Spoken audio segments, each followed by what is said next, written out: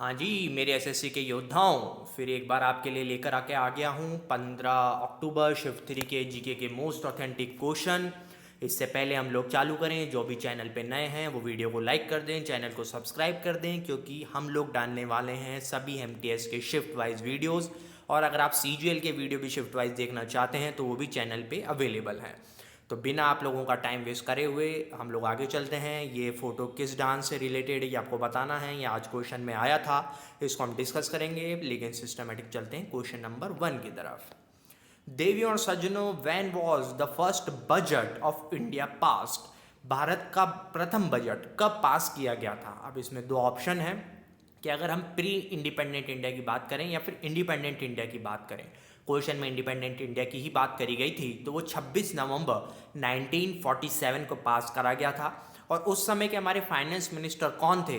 वो थे सर रामस्वामी चेट्टी कंड स्वामी सन्मुखम चेट्टी, KCIE। जी हाँ, ये इनका नाम है पूरा। और कॉलोनियल इंडिया की अगर बात करी जाए तो 1860 में जेम्स विल्सन के द्वारा पहली बार इंडिया का बजट पेश करा गया था। ठीक है, और ये बजट जो है वो इंडिया में पास नहीं करा गया था, ये वहीं की जो पार्लियामेंट होती है यूके की, उधर पास किया गया था। ठीक है दोस्तों, वीडियो को लाइक करें, चैनल को सब्सक्राइब करें। अगला क्वेश्चन आपकी टीवी स्क्रीन पे ये रहा। टू whom did बाल Gangadhar Tilak conferred the title of diamond of India? Hindi में समझिए, भारत के हीरे की उपाधि बाल गंगाधर तिलक जी ने किसको दी थी? तो वो महापुरुष और कोई नहीं थे, वो थे गोपाल कृष्ण गोखले। और उनकी महानता का यहीं से परिचय मिलता है कि महात्मा गांधी जिन्हें फादर ऑफ इंडिया कहा जाता है, वो गोपाल कृष्ण गोखले को अपना गुरु, पॉलिटिकल गुरु मानते थे। ठीक है, ये गोपाल कृष्ण गोखले जी की महानता थी।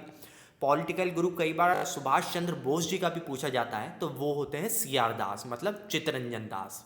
दोस्तों, हम लोग आगे पढ़ें उससे पहले मैं हमारे रेगुलर व्यूअर्स का बहुत ज़्यादा धन्यवाद देना चाहता हूँ। आप लोग जो लाइक और कमेंट करते हैं उनको मैं रेगुलरली पढ़ता हूँ। मैं स्पेशल थैंक देना चाहता हूँ अंजलि का, पल्लव वर्धन का, रियल हिंदुस्तानी और भी लोगों का जो रेगुलरली कमेंट करके हमें मोटिवेट करते हैं। आप लोगों का बहुत बहुत धन्यवाद। आपके सभी कमेंट में पढ़ता हूँ और उनसे उत्साहित होता हूँ। क्वेश्चन नंबर 3 की तरफ हम लोग बढ़ते हैं। Who scored highest runs in 2019 world cup? 2019 के वर्ल्ड कप में सबसे ज़्यादा रन स्कोर करने वाली रन मशीन कौन थी? तो वो थी none other than Hitman. Hitman कौन होता है? अगर कोई लड़का इनका ओरिजिनल ऑफिशियल नाम पूछना चाहता है तो वो डूब मरे, लेकिन लड़कियों के लिए मैं बता दूं उसे कहा जाता है रोहित शर्मा। जी हाँ दोस्तों, हमारे दिलों पे राज करने वाले रोहित शर्मा। 648 रन इन्होंने 2019 वर्ल्ड कप में बनाए थे और इन्हें कहा जाता है हिटमैन। क्वेश्चन नंबर 4 की तरफ हम लोग आगे बढ़ते हैं। Who is the writer of Blue Umbrella? As it is repeat है सेकेंड शिफ्ट का, जब डिस्कशन चल रहा था तब भी आप लोगों को बताया था एक्स्ट्रा फैक्ट्स में। रस्किन बॉन्ड जी जो है इनके ऊपर पूछा गया था सेकेंड शिफ्ट में, उन्हीं का ये उपन्यास है ब्लू अम्ब्रेला, जिन्होंने ऑल्सो, और इनकी एक और बुक अभी बाकी है, ये भी आगे पूछी जा सकती है, रोड्स टू मसूरी। अब क्योंकि एक नाम से दो क्वेश्चन आ गए हैं तो इनकी पूरी कुंडली निकालना हमारी जिम्मेदारी बन जाती है। तो इनको और कौन कौन से अवार्ड मिले हैं? तो 1999 में इन्हें पद्मश्री की उपाधि से सम्मानित किया गया था और 2014 में इन्हें पद्म भूषण मिला था। ये दोनों बातें भी आप लोगों को याद रखनी है। इनकी ग्रह दशाएं आपके सामने ले आया हूँ और ले आया हूँ क्वेश्चन नंबर 5 आपके टीवी स्क्रीन पे। Udit Narayan is related to which of the following? बहुत ही सिंपल सा सवाल है। ऐसा कौन है जो इनके गानों पे नहीं झूमा है? ये सिंगर हैं और इनसे शायद कई लोग बोल रहे हैं कि क्वेश्चन में पूछा था कि इन्हें पद्म भूषण कौन से ईयर में मिला था? तो इन्हें पद्म भूषण मिला था 2016 में और इन्हें पद्मश्री मिला था 2009 में। ठीक है, तो ये सारी कहानी हमें याद रखनी है। क्वेश्चन नंबर 6 की तरफ हम लोग धीरे धीरे बढ़ते हुए। Where was first match of women premier league WPL 2023 played?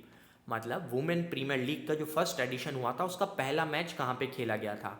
इस सवाल से चौके नहीं, यही सेम सवाल जो है CGL 24 में एज इट इज़ आया था, हम लोगों ने डिस्कस किया था। आप लोगों की जब छुट्टियां आई थी तब मैंने कहा था कि आप लोग उन वीडियोस को देखिए, वहाँ से क्वेश्चन रिपीट हो रहे हैं। आज के शिफ्ट में कम से कम 2-3 क्वेश्चन और वहीं से रिपीट हुए हैं, मैं आपको बताऊंगा वो कौन से हैं। अभी भी जिनका आगे वाली शिफ्टों में है वो पुराने वीडियोस हमारे चैनल पे अवेलेबल हैं, उन्हें देखिए, उसमें बहुत सारे एक्स्ट्रा फैक्ट्स मैंने डिस्कस करे हैं।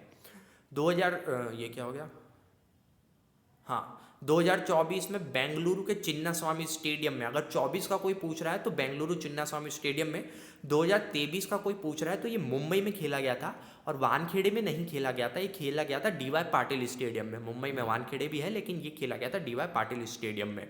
इसमें फाइनल में क्या हुआ था, फाइनल में मुंबई ने डिफीट कर लिया था दिल्ली कैपिटल्स को। ठीक है दोस्तों, क्वेश्चन नंबर 7 की तरफ, हु डिफीटेड हर्षवर्धन। जब मैं रिपीट क्वेश्चन की बात कर रहा हूँ तो एज इट इज क्वेश्चन ये सीजीएल का रिपीट हुआ है 2024 का। इन्हें हराया था पुलकेशिन द्वितीय ने। ठीक है, और पुलकेशिन द्वितीय का अगर राजघराना पूछ लिया जाए तो वो है चालुक्य डायनेस्टी से। इन्हें हराया कब था, 618 कॉमन एरा में हर्ष जो है वर्धन डायनेस्टी के से। और ये पुष्यभूति ऑफ थानेश्वर भी जिसे कहा जाता है। ठीक है, अपने भाई के मरने के बाद ये गद्दी पर बैठे थे। और ये युद्ध हुआ कब था, ये एसएससी बार बार पूछता है कि कौन सी रिवर पे ये युद्ध हुआ था, तो ये रिवर थी नर्मदा, माँ नर्मदा, जिनके तट पे खूनी संघर्ष खेला गया था। क्वेश्चन नंबर 8, कोथू डांस किस राज्य से रिलेटेड है। इसको बहुत ही ध्यान से पढ़ने की जरूरत है कि वहाँ पे कोथू लिखा गया था या चाक्यार कोथू लिखा गया था, क्योंकि चाक्यार कोथू बोलेंगे तो स्टेट बदल जाएगा, केवल कोथू बोलेंगे तो स्टेट अलग होगा। तो अगर केवल कोथू की बात हो रही है तो वो है तमिलनाडु से। सबसे पहले तो आप इस चित्र को देखिए, ये चाक्यार कोथू है जो कि केरला में मनाया जाता है। इसमें स्पेशल क्या है कि आप ये जो पीछे जो हमारे लोग देख रहे हैं कलाकारों के पीछे जो ये ड्रम जैसा मटकी जैसा कुछ बजा रहे हैं, ये बहुत ही स्पेशल इंस्ट्रूमेंट है जो केरला में बजाया जाता है। इसमें जो ऊपर है नॉर्मल तबले पे जानवर की खाल लगाई जाती है, उसको खींचा जाता है। ये जो इंस्ट्रूमेंट है ये मटकी जैसा होता है, इसको स्टूल उल्टा कर दो तो जो स्टैंड बनेगा उसमें इसको फिक्स करा जाता है। और इसमें जानवर की खाल नहीं होती है, जो हमारा कॉटन का कपड़ा होता है उसे खींच दिया जाता है बिल्कुल, और उसके ऊपर इसे मृदंगम और तबले की तरह बजाया जाता है। मुझे इतना डिटेल में कैसे पता है, क्योंकि मैंने 2008 या 9 में इसका लाइव परफॉर्मेंस देखा था जयपुर में।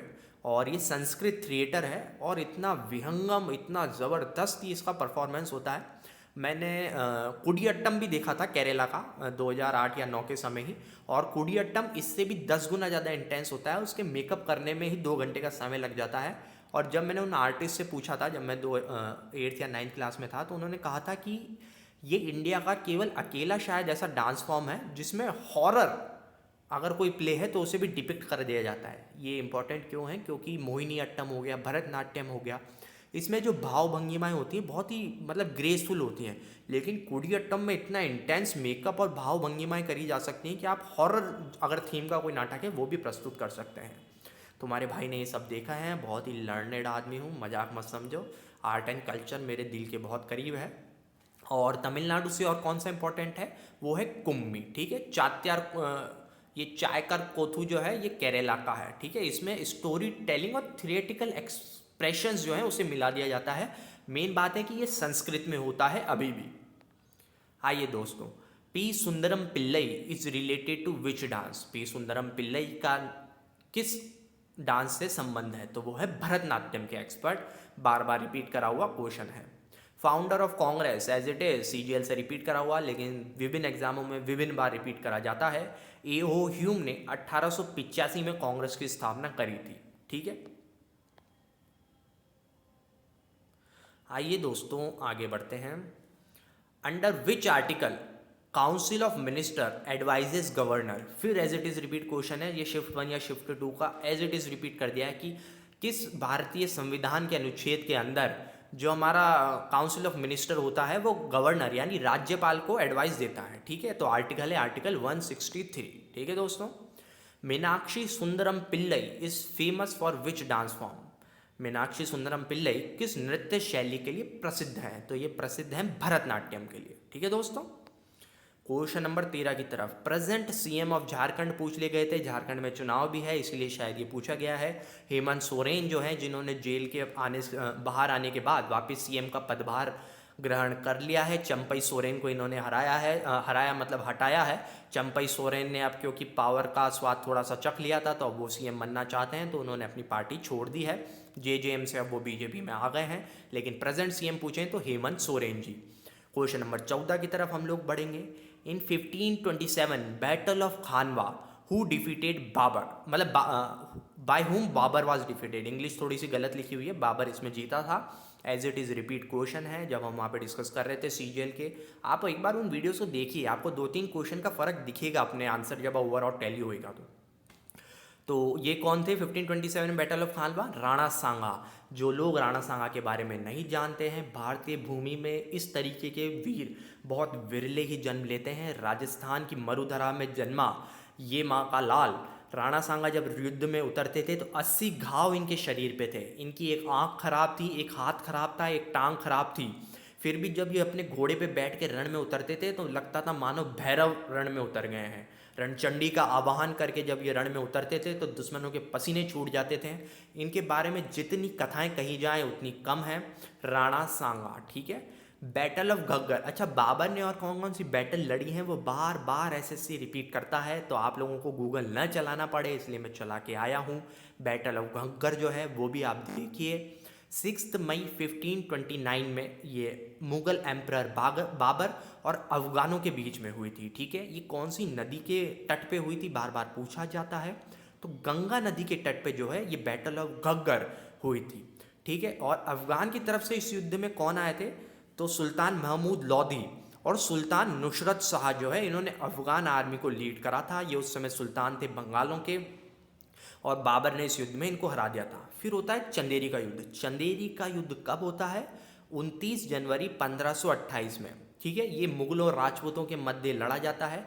खानवा युद्ध में जब राणा सांगा की हार होती है तो वापस राजपूतों को लगता है कि हमें एक साथ इकट्ठे होकर लड़ना चाहिए, तो इस बार उन्होंने अपने नेता के रूप में चुना था मेदिनी रॉय को, लेकिन नतीजा तो जो होना था वो होना ही था। बाबर इस युद्ध में भी जीत गया था, ठीक है। और बैटल ऑफ पानीपत जो बाबर की पहली बैटल थी 1526 में, वो थी बाबर वर्सेस इब्राहिम लोदी। पानीपत का वो मैदान, हरियाणा दूध खाट की हमारा राज्य। और फिर ये सब उत्पात मचाने के बाद 1530 में बाबर की मृत्यु हो गई थी। इस हर एक लाइन पे क्वेश्चन बनता है, टाइम पास के लिए यहाँ कुछ भी नहीं लिखा गया है, आपके नंबर बढ़ाना ही हमारा उद्देश्य है। क्वेश्चन नंबर 15 की तरफ हम लोग चलते हैं। Why is Ram Navami celebrated? Ram Navami का त्यौहार क्यों मनाया जाता है? तो भाई हिंदुओं को तो इसमें कुछ आंसर लिखने की ज़रूरत ही नहीं है, लेकिन जो हमारे मियाँ भाई हैं, जो हमारे जैन भाई हैं, जो हमारे सिख भाई हैं और विभिन्न धर्मों के जो लोग हैं उनके लिए बता दूं कि मर्यादा पुरुषोत्तम भगवान श्री राम इस दिन धरती पे अवतरित हुए थे, इसलिए रामनवमी का पर्व मनाया जाता है। दोस्तों वीडियो को लाइक कर दें, चैनल को सब्सक्राइब कर दें। क्वेश्चन नंबर 16 की तरफ हम लोग चलते हैं। Stupa of Bharhut is located in which state? जो बहरूद का स्तूप है वो किस राज्य में स्टेटेड है? तो ये है सतना डिस्ट्रिक्ट ऑफ एमपी जो है वहाँ पे ये लोकेटेड है। अगर कोई आपसे पूछ ले कि ये किसने बनाया था, तो ये बनाया था अशोक ने। दोस्तों आप लोगों को ये शिफ्ट का डिफ़िकल्टी लेवल क्या लगा है वो आप लोग ही कमेंट करें। मैंने तो क्योंकि बहुत ज़्यादा ये सब चीज़ें पढ़ रखी हैं, तो आर्ट एंड कल्चर तो मेरे जनरली गलत नहीं होते, लेकिन आप स्टूडेंट भी हैं, खैर मैं भी हूँ, तो आप लोग बताइए कि डिफ़िकल्टी लेवल आप लोगों को कैसे लगा। Which article of Indian Constitution defines power and responsibilities of the CM? As it is repeated question है, पुरानी शिफ्ट का MTS में ही दोबारा पूछा गया है। भारतीय संविधान के किस अनुच्छेद के जो है वो चीफ मिनिस्टर की पावर और रेस्पॉन्सिबिलिटीज़ को डिफाइन करता है? तो वो अनुच्छेद है आर्टिकल 167, जो कि गवर्नर की CM की पावर बताता है और उसे जो है गवर्नर के प्रति जिम्मेदारी देता है। जल्दी जल्दी निपटाना है क्योंकि मुझे भी दशहरा मेला देखने जाना है। आइए क्वेश्चन नंबर 18 की तरफ बढ़ते हैं। How many moles of water are present in 9 gram of water? 9 gram पानी में पानी के कितने मोल्स प्रेजेंट हैं? जिसे भी पता है पानी का जो मॉलिक्यूल का एटॉमिक मास होता है वो 18 होता है। तो अच्छा 18 तो नहीं होता, ज़्यादा होता है, लेकिन लगभग 3 मोल्स मुझे बताया गया है कि इसका आंसर था। मेरे को एक बार चेक करना पड़ेगा, मैं कंफर्म नहीं हूँ, मैंने ये एज इट इज़ लिख दिया है, लेकिन क्वेश्चन यही था, ठीक है। क्वेश्चन नंबर 19 की तरफ चलते हैं। Which river is known by the name of Singi Khamban in Tibet? Tibet में किस नदी को सिंगी खम्बन के नाम से बुलाया जाता है? पहली बात तो यह है कि तिब्बती भाषा में सिंगी खम्बन का अर्थ क्या होता है? सिंह यानी कि शेर, ठीक है, संस्कृत से डिराइव वर्ड है। खम्बन मतलब मुख, तो जो शेर के मुख के समान दिखाई दे वो कौन सी रिवर है? वो रिवर है इंडस, ठीक है। इसको ही सिंधु भी कहा जाता है, सिंधु घाटी सभ्यता इसी के किनारे पनपी थी। इसका ओरिजिन अगर पूछ लिया जाए तो ग्लेशियर तो बोकारछू एक जगह है वहाँ के पास में है, और ये वैसे मानसरोवर के पास एक रकसताल जगह है, वहाँ पे इसका ओरिजिन बताया जाता है। फिर आ जाओ, restriction on accessing the public place to the untouchable is a violation of which fundamental right. मतलब जो दलितों और अछूतों को सार्वजनिक जगह पर अगर आप आने जाने से रोकेंगे तो ये उनके कौन से मौलिक अधिकार का उल्लंघन है। यार हिंदी बहुत अच्छी हो गई है हिंदी में बोलते बोलते। तो आर्टिकल नंबर 15 का जो है वो इसका उल्लंघन है। आ जाओ दोस्तों, क्वेश्चन नंबर 21, इसका एग्जैक्ट क्वेश्चन की वर्डिंग्स क्या थी, किस शब्दों के जाल में इसे पूरे पिरोया गया था वो पता नहीं है, लेकिन टॉपिक लेके आया हूँ कि 2023 में माइंस और मिनरल्स एक्ट में अमेंडमेंट हुआ था, एसएससी सीजीएल में पूछा गया था। तो उसमें से कितने मिनरल्स को एटॉमिक मिनरल्स की जो लिस्ट है उससे हटा दिया गया था। क्वेश्चन समझ रहे हैं आप, मिनरल्स का विभाजन है, कौन से एटॉमिक मिनरल हैं, कौन से सिलिकेट मिनरल हैं, कौन से फेरस हैं, कौन से नॉन फेरस हैं। तो उसमें एटॉमिक मिनरल्स जो हैं वो लिस्ट रिवाइज करी गई थी, उसमें से कितने मिनरल्स को हटाया था, 6 मिनरल्स को हटा दिया गया था। दोस्तों अभी के लिए इतना ही। आप वीडियो को लाइक करें, चैनल को सब्सक्राइब